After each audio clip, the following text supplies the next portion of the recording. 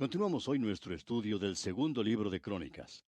Y en nuestro programa anterior estábamos hablando del rey Ezequías, y dijimos que había comenzado un gran período de reformación y estaba guiando todo esto. En primer lugar, decíamos que era un hombre de fe. Y cuando decimos eso, dijimos que queríamos decir algo más que lo que se quiere decir en el día de hoy cuando oímos la palabra fe.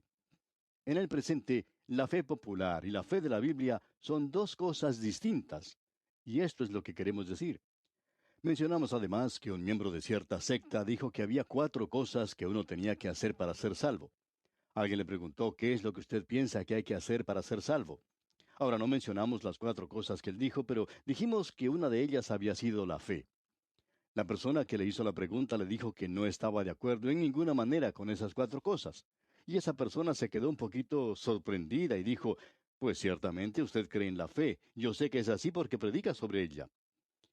Bueno, le dijo su interlocutor, yo no hablo de fe de la misma manera en que usted habla de fe. Todo lo que usted está tratando de decir es que si uno puede creer lo suficiente, está bien. Mencionamos que la concepción moderna de la fe nos hacía recordar de una visita que uno puede hacer a esos parques de diversión, donde por lo general hay un lugar donde tienen un juego como un termómetro y un martillo, un mazo muy grande que uno debe golpear para que una pieza de metal suba por ese termómetro hasta golpear la campanilla que se encuentra en la parte superior del mismo. Ahora, si uno puede hacerlo, entonces recibe un premio. Pues bien, lo que uno trata es de esforzarse al máximo para alcanzar a golpear esa campanilla, darle a ese mazo con toda la fuerza que uno tiene para poder subir el peso y así ganar el premio. Y decíamos que muchas personas piensan que la fe es algo así, que hay que hacer un esfuerzo suficiente, un esfuerzo grande, supremo. Algunos dicen, si tuviera la suficiente fe. Bueno, amigo oyente, la fe no es la respuesta psicológica a alguna cosa, no es eso. La fe no es el sentimiento que uno tiene por haber completado o finalizado algo. Fe es lo que llega a nuestra alma por medio del Espíritu Santo. Dijimos que es una convicción profunda que nace en el espíritu del hombre. Usted recuerda que el Señor Jesucristo le dijo a Simón Pedro, cuando él había hecho esa gran confesión de fe en Cristo Jesús, él le dijo, bienaventurado porque no te lo reveló carne ni sangre, sino mi Padre que está en los cielos. De modo que podemos ver entonces que la fe no es un mérito propio. Alguien ha dicho que es el germen de la justicia, y eso tampoco es verdad. Se nos dice que somos salvos por su gracia, por medio de la fe. Así que aquí es simplemente un medio. Cristo es el Salvador y el objeto de nuestra fe. Mencionamos que el gran predicador Carlos Spurgeon dijo una vez, no es la manera de asirnos de Cristo lo que nos salva, es Cristo mismo. No es el gozo que uno siente en Cristo lo que nos salva. Es Cristo mismo, ni es tampoco la fe, aunque ese es el medio. El mérito está en la sangre de Jesucristo. ¿Cómo puede hacer uno para creer lo suficiente? No hay mérito en la fe. Uno puede creer en alguna cosa equivocada. La fe dice, Señor, yo creo. Ayúdame en mi incredulidad. Y entonces confía en Dios. Ahora decíamos que este hombre Ezequías, él confió en Dios. Luego, él era un hombre de oración. Y esto nos lleva ahora al capítulo 32, porque en el capítulo 31 usted tiene las muchas reformas religiosas que Ezequías llevó a cabo. Y decíamos que habrá una reforma si el Señor Jesucristo le salva a usted, amigo oyente. Él va a cambiar, va a transformar totalmente su vida. Recuerde que él dijo a la multitud de escribas de su día, ¿qué es más fácil decir al paralítico, tus pecados te son perdonados? O decirle, levántate, toma tu lecho y anda. Ahora ellos no le pudieron contestar. Ellos tenían temor de hacerlo. Pero si ellos le hubieran contestado algo, tendrían que haberle dicho, bueno, es tan fácil decir una cosa como la otra, o es tan difícil hacer una cosa como la otra, porque la voluntad de Dios tiene que hacer ambas cosas. Amigo oyente, el Señor Jesucristo dijo, yo sé que ustedes iban a decir eso, porque yo le voy a decir a este hombre, levántate, toma tu lecho y anda, porque yo te he perdonado tus pecados. Ahora Cristo ha perdonado sus pecados, amigo oyente. Usted ha tomado su lecho, por así decirlo, y ha andado. Usted se ha apartado de esa vida antigua. Usted se ha apartado de su viejo pecado y ahora ha cambiado.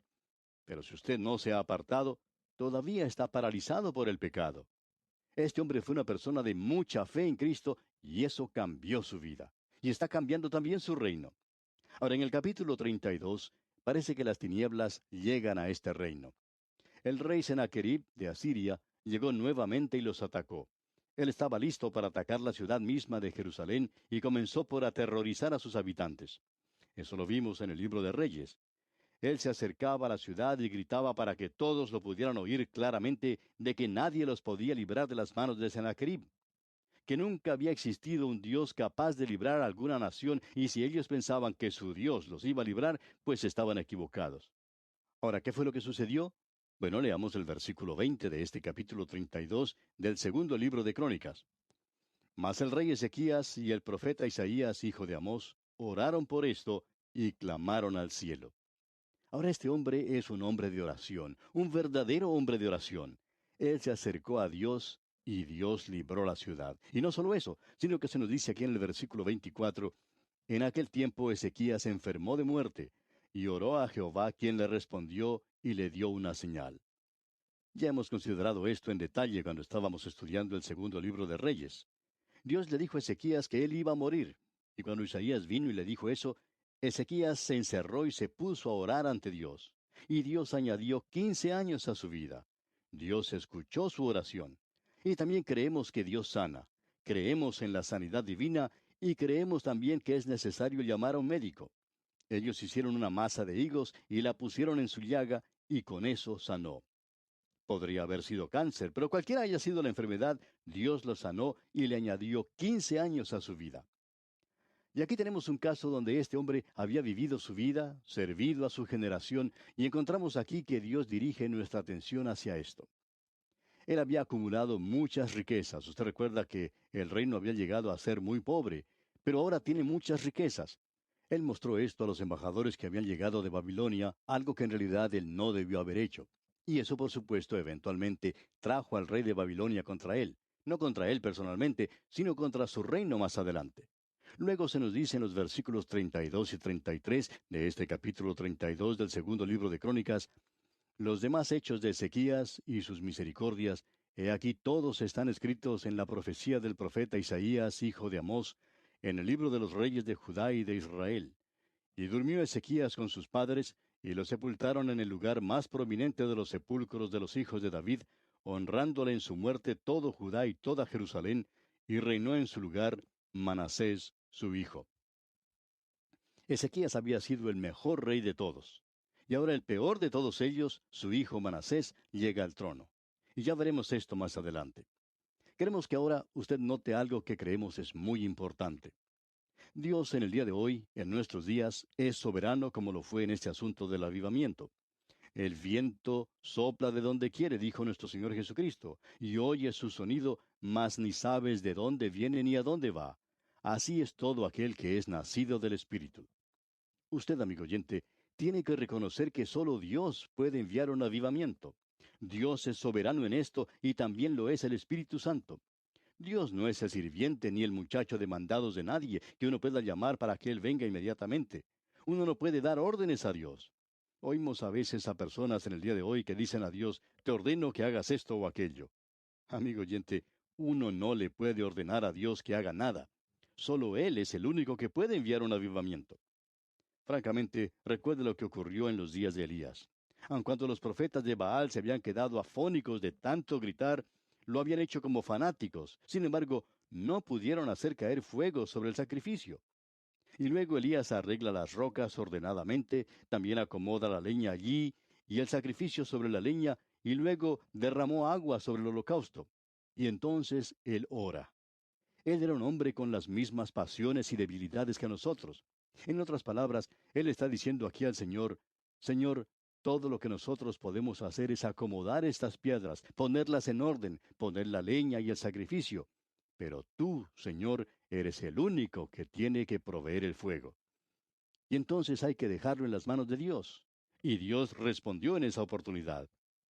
Ahora yo creo que en el día de hoy estamos viendo un movimiento. En el principio pensábamos que era algo simplemente de los jóvenes, pero no es así. También se encuentran entre ellos matrimonios jóvenes. En cierta ocasión, un hombre joven que tenía 2 hijos vino a hablar con su pastor y le dijo que él sentía que sus 2 hijos se estaban alejando de él. Él dijo que él creía que debería tener algunas respuestas para sus problemas y que pensaba que él siempre podía resolver sus problemas, pero ahora reconocía que necesitaba a Dios. En el día de hoy, amigo oyente, hay personas que están volviendo a la palabra de Dios. Y nos alegramos por eso. Lo vemos por todas partes. Hablando sinceramente, nunca lo habíamos visto en el ministerio en la iglesia. Este movimiento está teniendo lugar en gran parte fuera de las iglesias. En reuniones que han tenido lugar en diferentes partes, los jóvenes llegan por cientos de todos los lugares. Ellos nunca habían estado en las conferencias de antes, nunca parecían tener interés. Luego también hemos podido ver a los adultos, a los de más edad, que muestran un interés verdadero en la palabra de Dios. Ahora hay algunas personas, lamentablemente, que están tratando de aprovechar estas situaciones y están alimentando a estos jóvenes con cosas que en realidad no son para su beneficio. Les están dando muchas cosas, como música moderna, en lugar de darles la palabra de Dios. Usted recuerda, amigo oyente, que el Señor Jesucristo dijo, cuando tu hijo te pide pan, no le darás una piedra. Y eso es lo que ellos están haciendo. Hay que darles la palabra de Dios, la verdadera palabra de Dios. Creemos que esta es la hora, amigo oyente, de esparcir, de proclamar la palabra de Dios. No vamos a decir que está teniendo lugar un avivamiento, no lo hay, no sabemos si lo habrá o no. Pero muchos de estos jóvenes tienen interés en escuchar la palabra de Dios, ya sea por medio de programas radiales o por otros medios. Pero ellos dicen que escuchan la palabra de Dios porque les gusta tal cual está. No importa que algunos otros piensen que sea algo anticuado. Anteriormente uno podía hablar sobre eso y nadie escuchaba, pero en el día de hoy están escuchando. Quizá estamos al borde de algo que pronto va a suceder. Y estamos orando, amigo oyente, para que el Señor lo envíe. Y hablando con franqueza, amigo oyente, si llega es porque Él es quien lo envía. Nunca hemos tenido oportunidad de ver un avivamiento en nuestra vida. Quizá lo pueda ver algún día. ¿No le gustaría eso a usted, amigo oyente? Permítanos ahora presentarle un reto. Quisiéramos retarle a que haga un inventario de su propia vida. Si usted quiere que Dios tenga actividad en su vida, permítanos indicarle estos 5 puntos rápidamente. Pregúntese, primero, ¿soy honrado? ¿Soy una persona que dice la verdad? ¿Soy una persona que tiene fe? ¿Puede depender de mí la gente? ¿Soy puro? En estos días cuando nos bombardean con fotos repugnantes y un lenguaje soez, ¿es en realidad usted puro, amigo oyente? Y luego se puede preguntar, ¿soy yo en realidad una persona dedicada? ¿Es usted realmente un hijo de Dios dedicado, amigo oyente? El gran evangelista Moody escuchó decir cierta vez a un hombre que el mundo todavía tiene que ver lo que Dios puede hacer con un hombre que se haya entregado completamente a Él.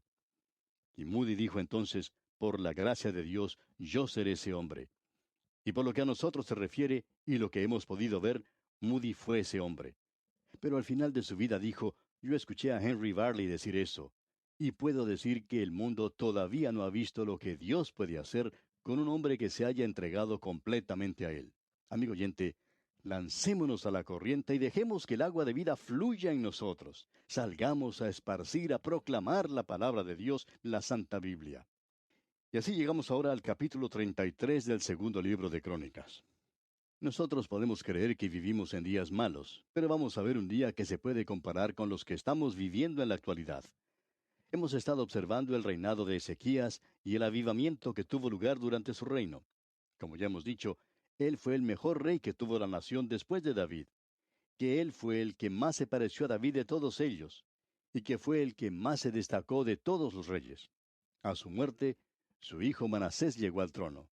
Y en los primeros 2 versículos del capítulo 33 de este segundo libro de Crónicas leemos lo siguiente.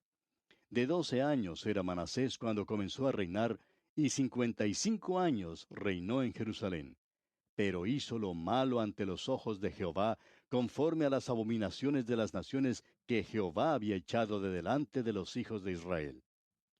Ahora todos nosotros, quizá la mayoría de nosotros en el día de hoy, cuando leemos que este hombre Ezequías había estado enfermo de muerte, que tenía una enfermedad en la nuca, quizá puede haber sido un cáncer, él oró a Dios y el profeta Isaías oró con él, y Dios añadió 15 años a su vida.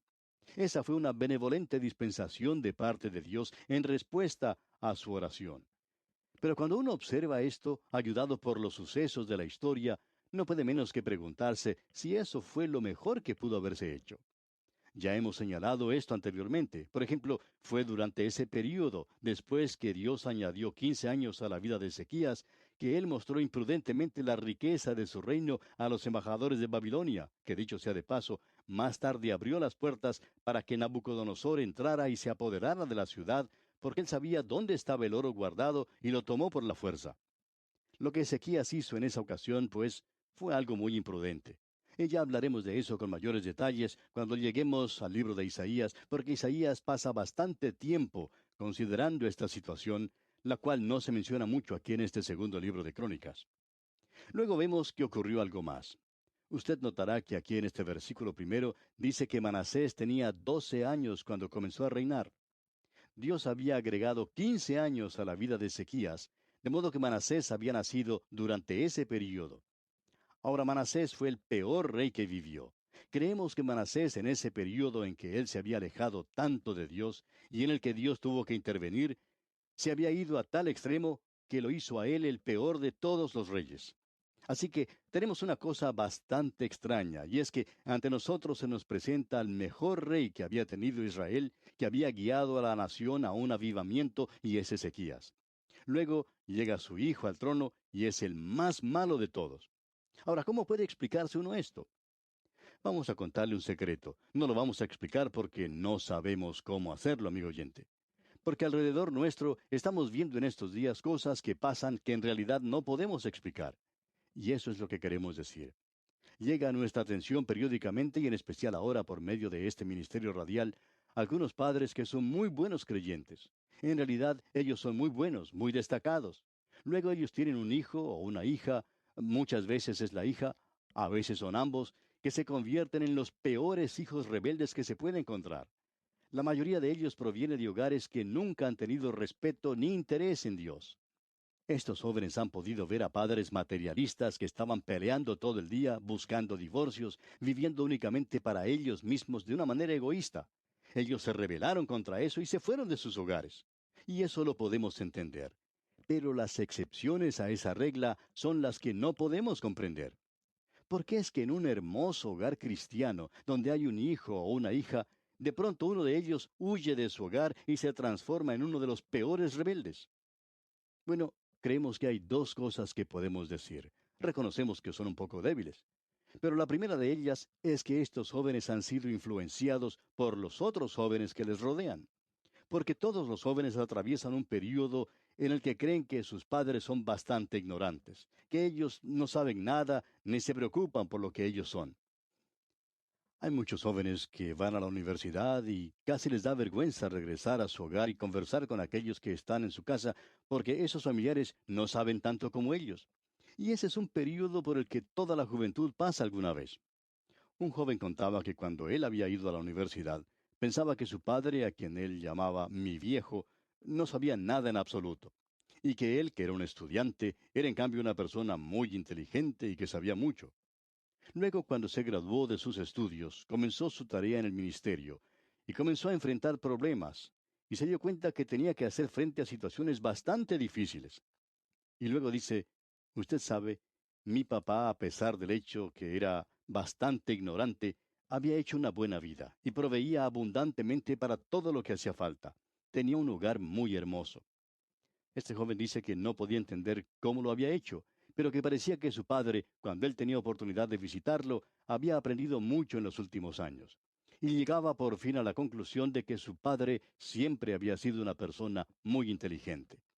Pues bien, pensamos que los jóvenes pasan a través de períodos como estos, y podemos entender también que en un hogar cristiano, durante ese período, los jóvenes se ven influenciados por sus amigos, por aquellos que han abandonado sus propios hogares. Reconocemos que esto puede ser por lo menos parte de una explicación. Ahora, la otra parte puede ser que los que han salido de un hogar cristiano, y especialmente los que han hecho una profesión de fe, algún día van a regresar al Señor. Y creemos que vamos a ver eso en el hombre que estamos observando aquí en este estudio, en esta oportunidad. Pero vamos a detenernos aquí por hoy, amigo oyente, porque nuestro tiempo ya ha tocado a su fin. Continuaremos Dios mediante en nuestro próximo programa. Hasta entonces, pues, que Dios le bendiga ricamente.